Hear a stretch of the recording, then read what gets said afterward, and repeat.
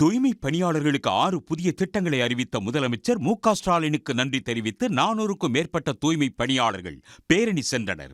பெரம்பூர் சந்திரயோகி சமாதி சாலையில் 6வது மண்டலத்தில் பணியாற்றும் தூய்மை பணியாளர்கள் சுமார் 300 பேர் முதலமைச்சர் அறிவித்த திட்டங்கள் அடங்கிய பதாகைகளை கையில் ஏந்தி நன்றி சொல்வோம் என்ற முழக்கங்களுடன் 1/2 கிலோமீட்டர் தூரம் பேரணி சென்றனர். இதேபோல சென்னை கொத்தவால் சாவடியில் 200க்கும் அதிகமான தூய்மை பணியாளர்கள் முதலமைச்சருக்கு நன்றி தெரிவித்து பேரணி சென்றனர்.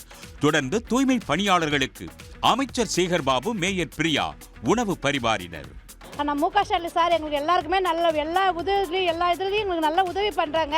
இதை நாங்கள் மறக்கவும் மாட்டோம். அந்த சாமியை வீடு இல்லாதவங்களுக்கு வீடு கொடுக்குறாங்க. நான் ஹஸ்பண்டே இல்லாத பொண்ணு தான் சார். ஆனால் நான் மாதம் ஆனால் 7,000 8,000 வாடகை எடுத்து வைக்கிற 2 ஆம்பளை பசங்களை வச்சுக்கிட்டு பெருக்கி தான் சார் அந்த காசை வாங்கி வாடகை கொடுக்குறது சாப்பிட்றேன். எங்களுக்குலாம் ஒரு வீடு கொடுத்தாங்கன்னா அந்த சாமி இதை விட இன்னும் நான் கோயில் கட்டி கும்பிடுவேன் சார்.